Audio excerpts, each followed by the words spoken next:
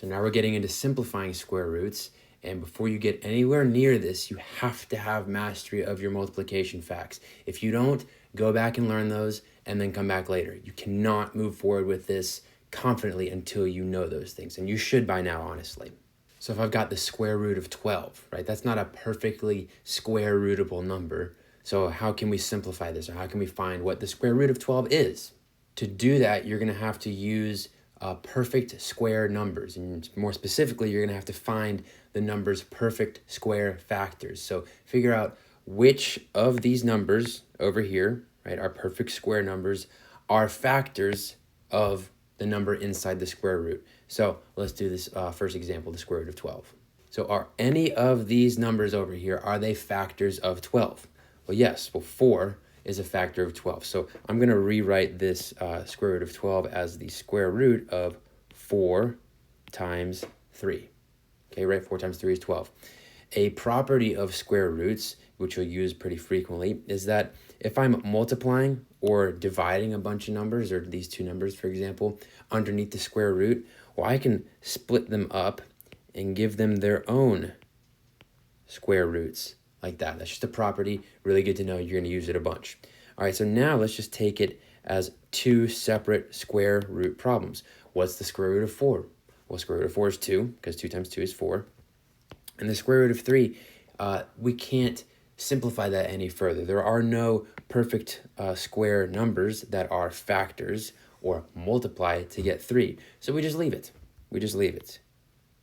So 2 square roots of 3, or 2 times the square root of 3, is the square root of 12. And you can take this this expression, 2 root 3 is how we would say it, punch it in a calculator, square it or multiply it by itself, and you will get 12. Just to prove it to you, 2 square root 3 squared is 12. Let's do a couple more examples. So just reference your perfect square numbers over here if you need them. Again, you should have memorized those by now, but there they are just in case. So square root of 18. Are there any perfect square numbers that multiply by something to get 18? Well, yeah, 9. 9 times 2 is 18, so let me rewrite this square root of 18 as the square root of 9 times the square root of 2. All under one square root. Now you can separate them both because we're just multiplying the two numbers, and you can give them the square root of 9 times the square root of 2. All right, the square root of 9 is 3. 3 times 3 is 9, so we'll have 3. And then the square root of 2, that can't be reduced any further, so we're just going to leave it. 3 root 2 is our answer. All right, square root of 125. Are there perfect square numbers that multiply to make 125? And yeah, 25 is 1. And we would say the square root of 125, I could rewrite that as 25 times 5, all under one square root. Then we can give each of those numbers its own square root. The square root of 25 is 5. And then square root of 5 can't be simplified any further, so we'll just leave it as 5 root 5. Square root of 32, I see a 16. That's a factor of 32. 16 times 2 is 32. So we'll do 16 times 2. And then we can expand it, give each of those numbers its own square root. The square root of 16 is 4.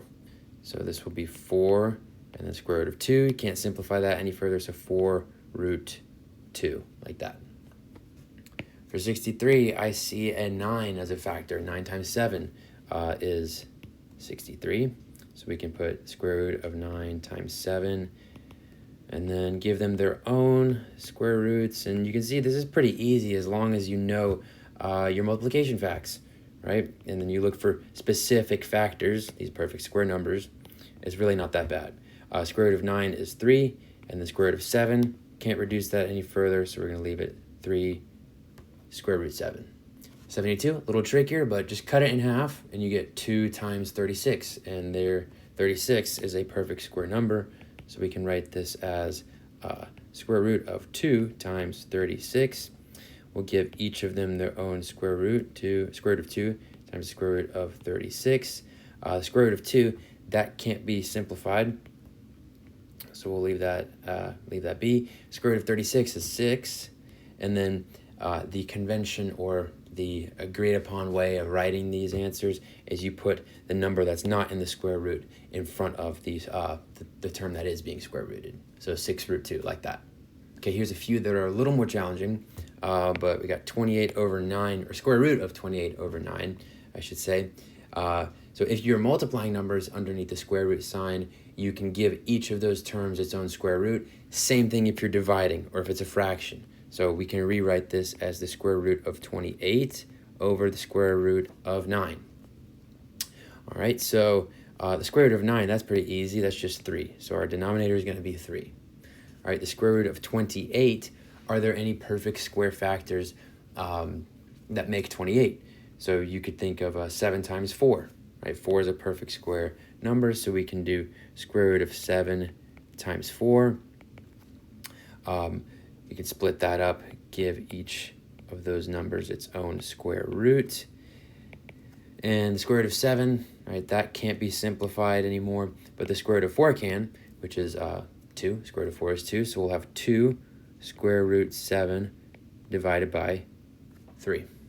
Okay, for the square root of 240, the perfect square factor might not be immediately obvious, so here's a trick that will work every time as long as you're careful with it. Just start dividing things by 2. So I'm going to do this. I'm going to do, instead of square root of 240, how about we do 2 times 120, right? Nothing there yet, but let's cut that 120 in half again. So we're going to do square root of 2 times 60, right? Because this is the 120. As you can see, we're just cutting things in half over and over and over again. We'll do it again. How about, so we'll keep the first 2 2's, and then we're going to cut 60 in half and do times 2 times 30, like that.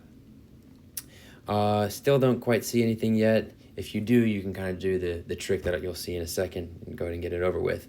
But let's cut 30 in half again. So we'll have 2 times 2 times 2 times 2 times 15, right? So now I'm seeing something, right?